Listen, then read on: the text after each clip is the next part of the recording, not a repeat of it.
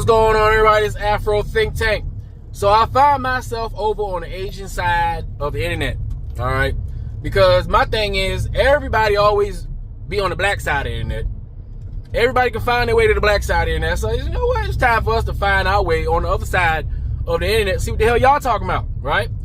So I love listening to the Asian side of the internet, right? See what they talking about now. I want to know, since we're in the fuck around and find out season, what they found out. What y'all find out, right? And it seems like they find it out. And sometimes, you can, the world will teach you better than, you can tell it. You can tell somebody something, but sometimes they got to figure it out the hard way. And it seems like everybody has to figure things out the hard way. And I want to just say this one thing when it comes to all these POCs coming to America talking about they're conservative.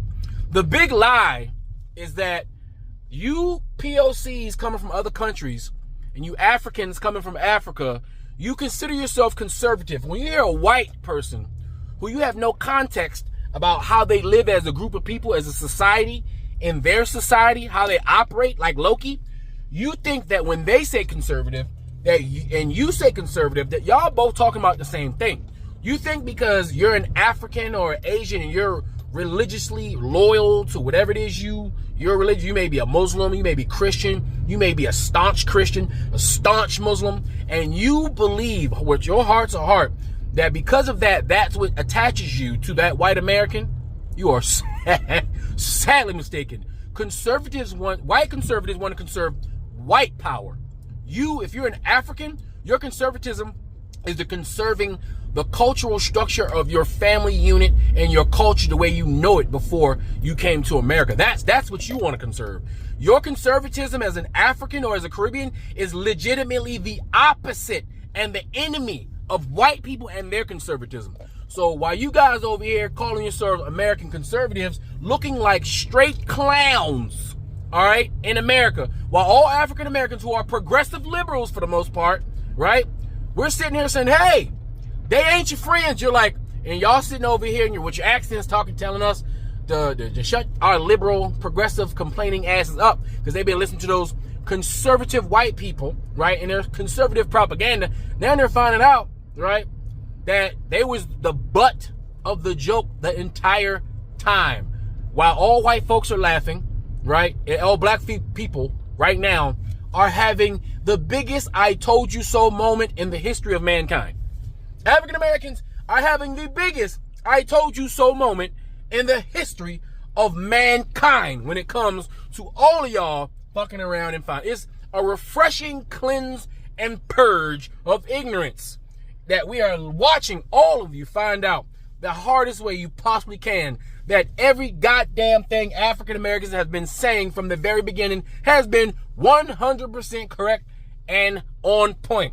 And listening to Koreans, right, deal with that and process that, which the good thing about Asian people is, right, and POCs, is their racism towards African Americans is not the same racism that white people have towards African Americans or Africans in general. You see, white people racism is deep-seated millennia of jealousy, envy, sycophant worshiping, and all kinds of diabolical shit, right? Right? And the need to keep a more powerful force down, right? Like, for instance, Nick Fuentes is my opposite, right? He just likes this. He's honestly just saying what he wants to believe because he knows a lot of shit he's saying is bullshit. He says what he wants to believe and he tries to stay 10 tones down on it. I gotta respect that portion. But if me and Nick Fuentes, my exact opposite, were standing in the room, I guarantee you I would display my superiority over him. He would know instantly by the law of nature that I am superior to him in every single way. And he would bow down to me. Nick Fuentes would bow down to me in person because he's a coward. Nick Fuentes is upset that he is a coward and that his unit, his white body cannot compete on an equal playing field with a superior man such as myself and people who are like me, because we are superior to people like him. That's why he needs other apparatuses in order to take place. He needs governments to tip the scales for him. He needs institutions to do things to give them an advantage because they don't have an advantage all being equal. White people know that all being equal is not equal as far as they are concerned, because they have no inherent advantages in those situations, right? So Nick Fuentes, you know, being a straight up and down, just F it, I'm not gonna deal with the emotional stress of trying to pretend like I'm not racist or try to put a facade on, just be who he is, right? Which is another funny thing, because he's not being who he is, because he's a gay Mexican, you know what I'm saying? Hold on. Is that the track meet? Looking for a pickup for the track meet? Picking up. Didn't they have a track meet today? Yeah, they do. It's inside. They have to meet you up here at the front. Are you picking up someone? Yeah. Okay, have them meet you at the front. Okay, all right, thanks. Yeah, I was like, I'm not even gonna stop the video for that one. I'm just gonna let it roll. I'm not gonna do it. But anyway, back to what I was talking about. So, I don't even know what this video is about, to be honest. I lost my whole train of thought doing all this stuff that I was gonna do. Completely lost my train of thought.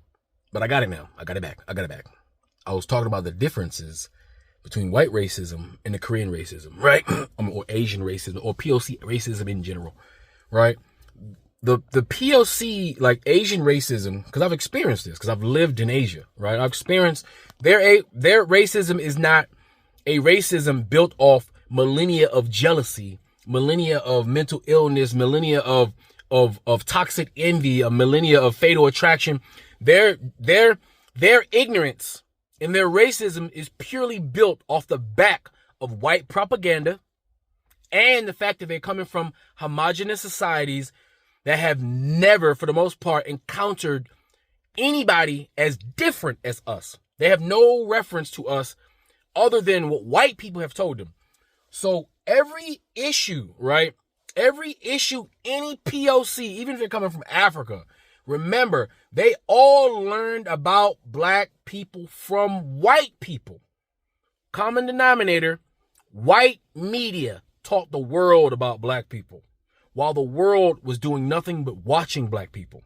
So they envy us, they watch us, they copy us, they're scared of us, they don't know what to think of us, right? All kind of stuff.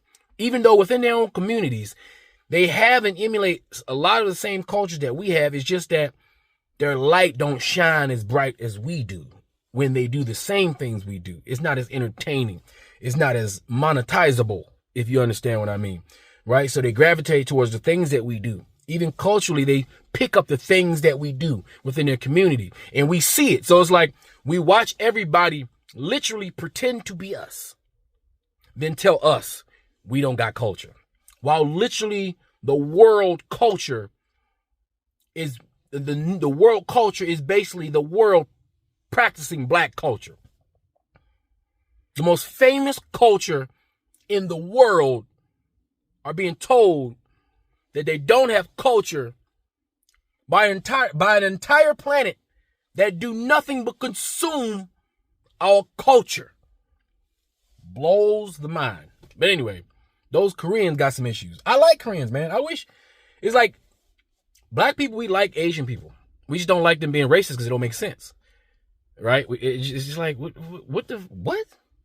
But you like them? We like what? But I think, you know, and the thing is, with the age of information, it takes a while for information to download.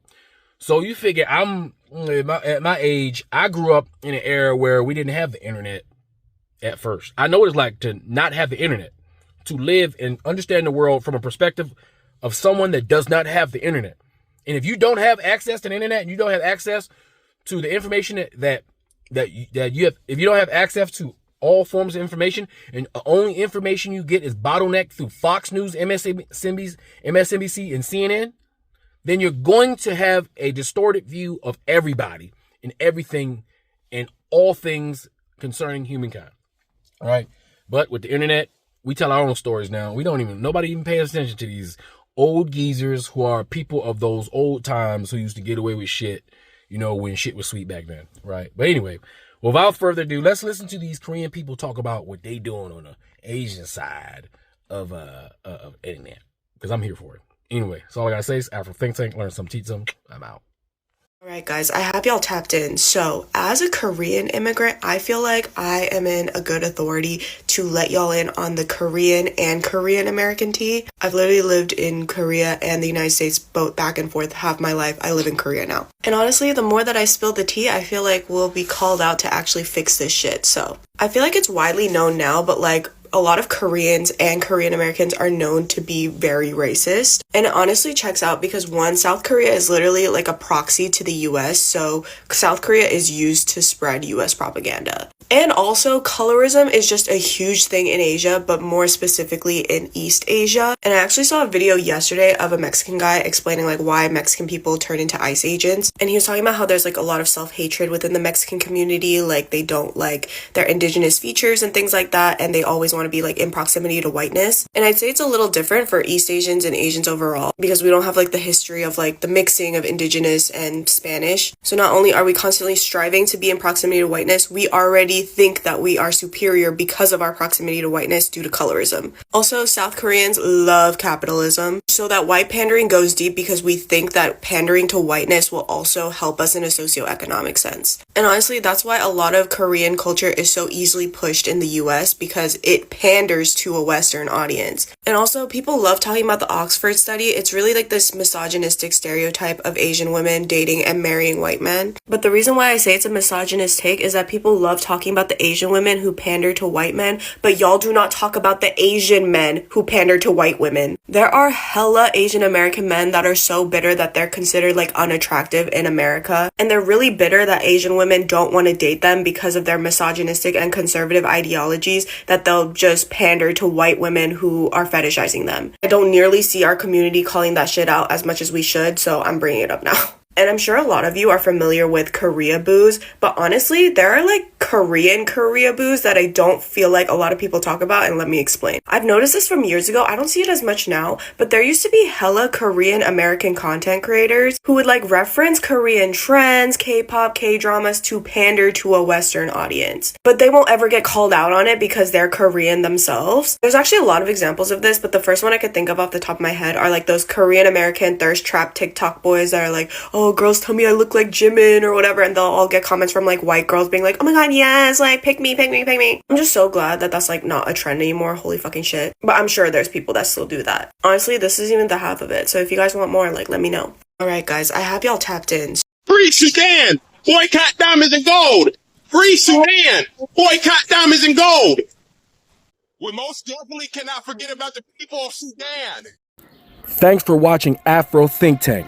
Don't forget to like, share, and subscribe. And follow me on Substack and Patreon for more content. Remember, it's Pan-Africanism or nothing.